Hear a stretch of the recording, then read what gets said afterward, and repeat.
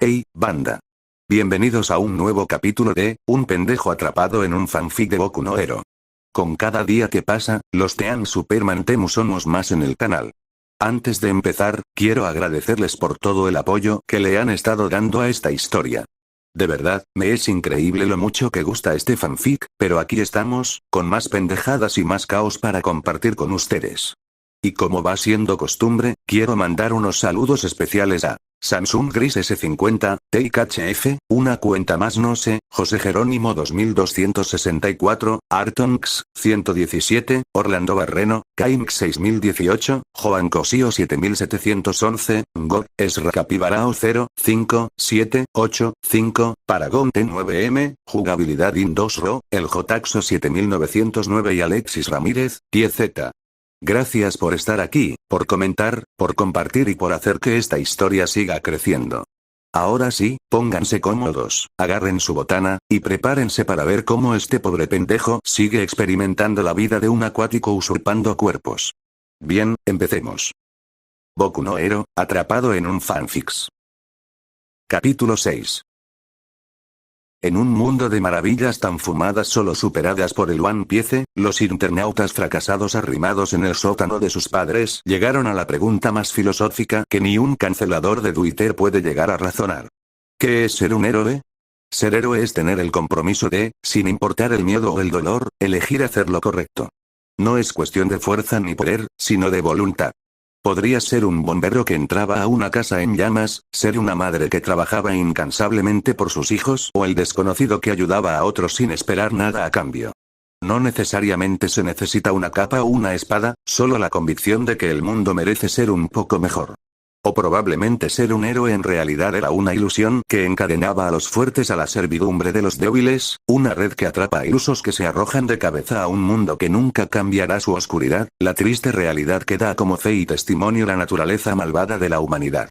Es la excusa perfecta para justificar sacrificios injustificados, genocidios en nombre de verdades gestadas por las mentiras de los hombres fuertemente divulgadas hasta hacerlas realidad. Sacrificios inútiles de los fuertes hacia los débiles, gente ingrata que al final nunca te recordarán. Los juguetes rotos de un sistema que consume y escupen a los fuertes desgastados cuando dejan de ser útiles en sus engranajes de la desesperación, en el que terminan siempre de la misma manera, olvidados, traicionados o muertos. Ser un héroe es el tipo de persona que se queda sin postre porque le dio su flan a un niño triste.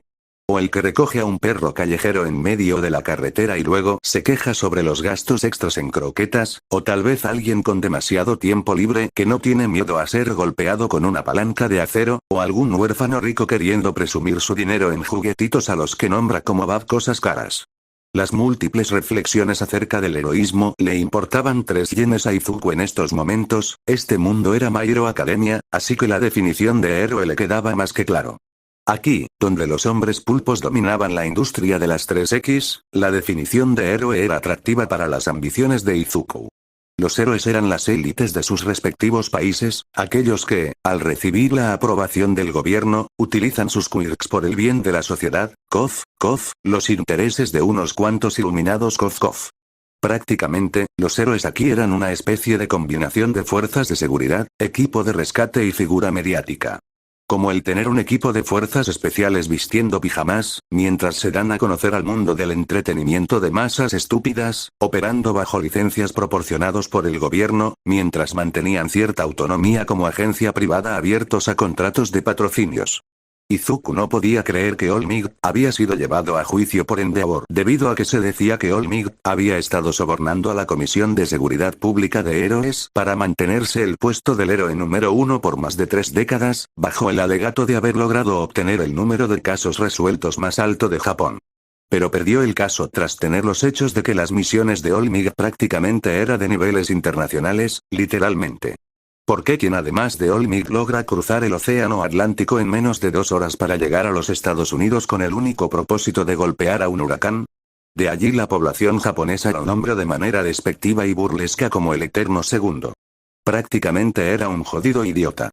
Izuku había descubierto muchas cosas sobre este mundo que le hicieron abrir los ojos. Como el hecho de que en los primeros años de la aparición de los Kirk, la humanidad se había obligado a encerrarse por una pandemia mundial a causa de un caldo de murciélagos preparado por una abuela de Pekín. 2 años más tarde, a un pueblerino, otra vez chino, se le había ocurrido la brillante idea de mezclar aceite de bebé, mitocondrias con células madres, Viagra casera y un jarabe que había encontrado de visita por Chernóbil. Todo con el pretexto de crear el más brillante y poderoso lubricante sexual que volvería a reactivar su matrimonio con su esposa, todo a través del consejo de un chamán haitiano que residía en la zona. La buena noticia era que aquel lubricante había funcionado.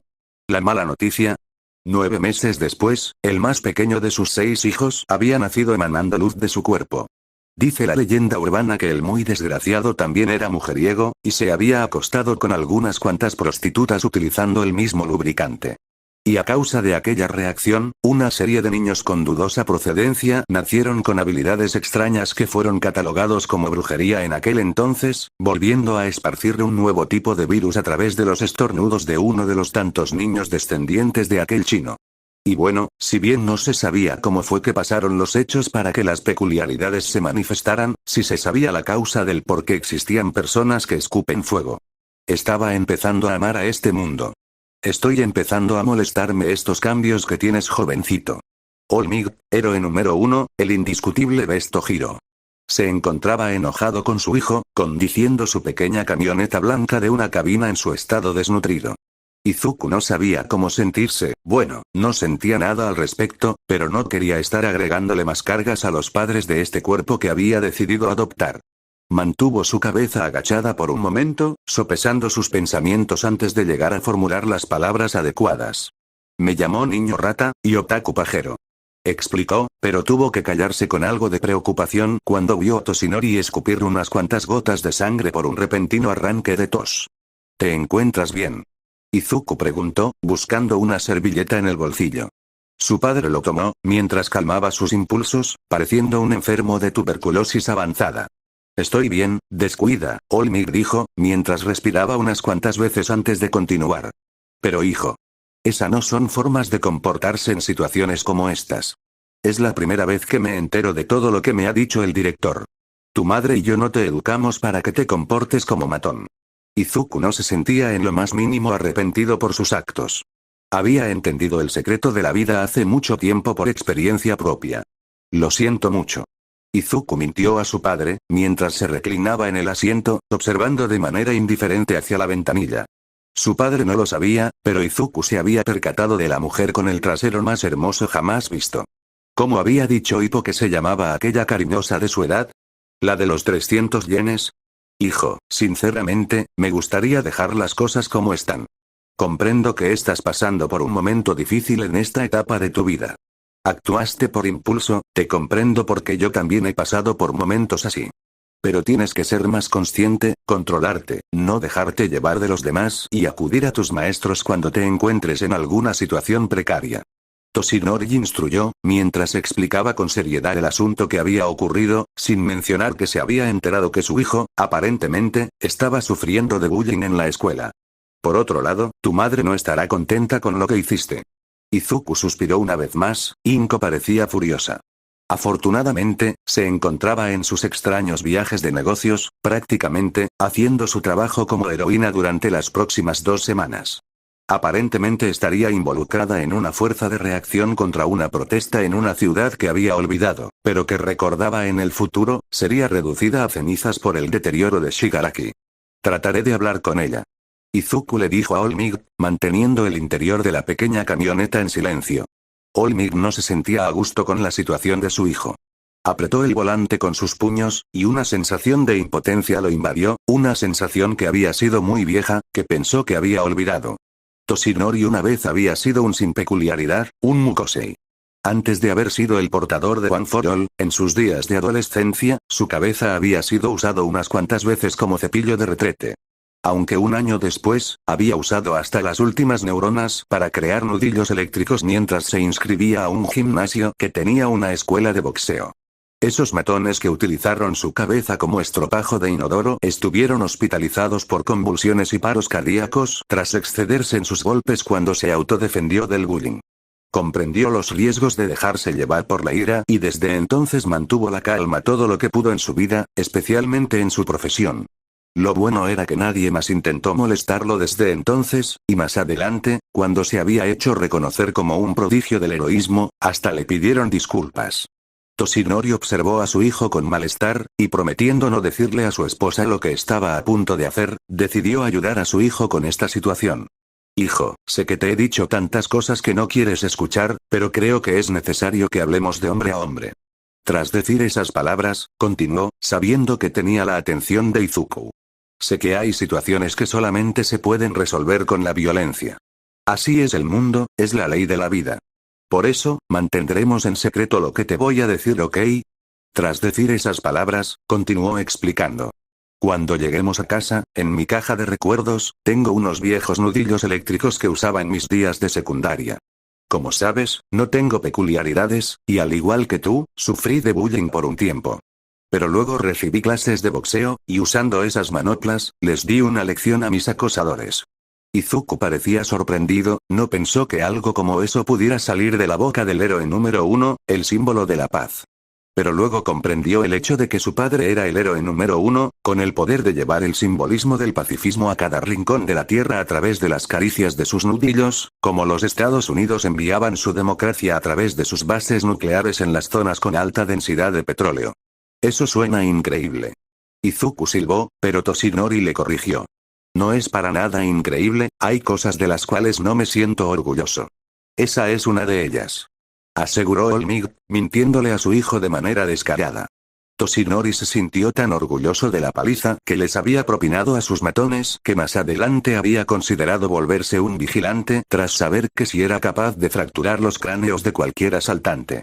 Hoy agradecía el hecho de haber encontrado a su maestra y ser el octavo heredero de One for All. Ahora fracturaba los cráneos de los terroristas y villanos más despiadados del mundo. De haber seguido con su idea del vigilantismo, probablemente habría estado 7 metros bajo tierra. Entonces, ¿por qué deseas entregarme tus nudillos eléctricos? Izuku preguntó, curioso. All Might se había contradicho a sí mismo, y se había dado cuenta de eso. Sin embargo, trató de pensar las cosas de mejor manera. Verás, lastimosamente, en esta vida, habrá personas que querrán pisotearte y pasar por encima de ti. Ese muchacho, probablemente buscará venganza. Es por eso que te entregaré mi tesoro, para que cuando llegue ese momento, si no puedes escapar del conflicto, logres salir ileso de esa situación. Toshinori dijo, manteniendo para sí mismo su opinión de aquel golpe que su hijo había logrado propinar a ese matón.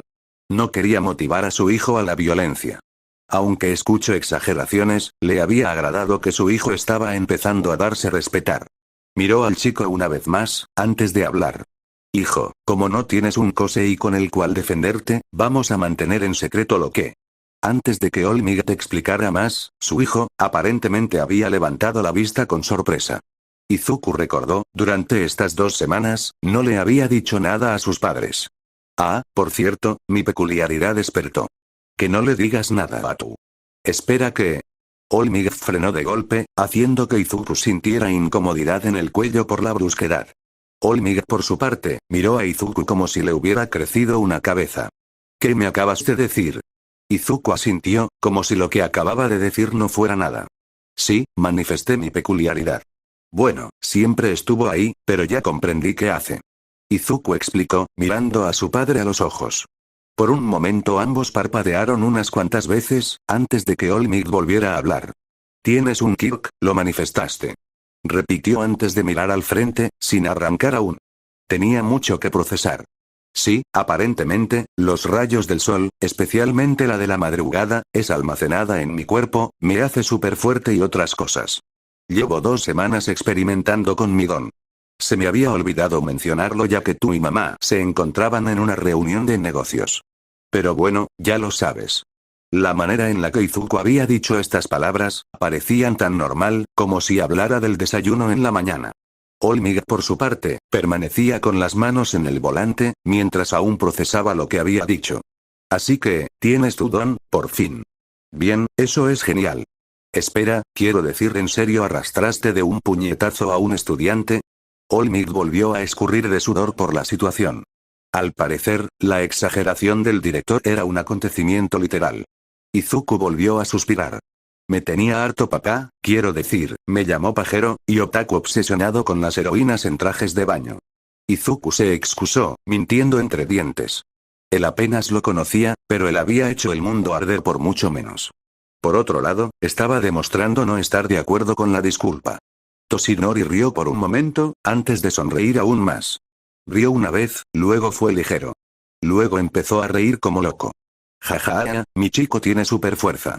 Toshinori exclamó con fuerza, antes de literalmente abrazar a su hijo. Jajajaja, mi muchacho tiene super fuerza, oh my god.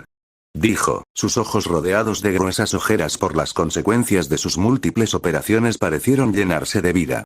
Me siento tan contento de que haya manifestado tu don, mi niño. Debo decir que estoy impresionado por aquel golpe de derecha que lanzaste, todo el mundo habló sobre. Cof, quiero decir. Hijo, estoy muy decepcionado de ti. Izuku rió con nerviosismo, por las emociones bipolares de su padre en estos momentos. Ya te dije. Izuku trató de excusarse, pero Olmig, volviendo a un semblante solemne, procedió a conducir nuevamente. Hijo, la violencia no es la opción, esas no son formas de resolver aquella situación. La venganza no es buena, mata el alma y la envenena, un poder conlleva una gran responsabilidad. Y los regaños volvieron una vez más, incluso con más energía. Aunque esta vez, ambos decidieron tomar una noche de hombres y salieron a ver una película de Olmig Guerra Civil, la era de Mecatron. Si te gustó el video, no olvides darle like y suscribirte.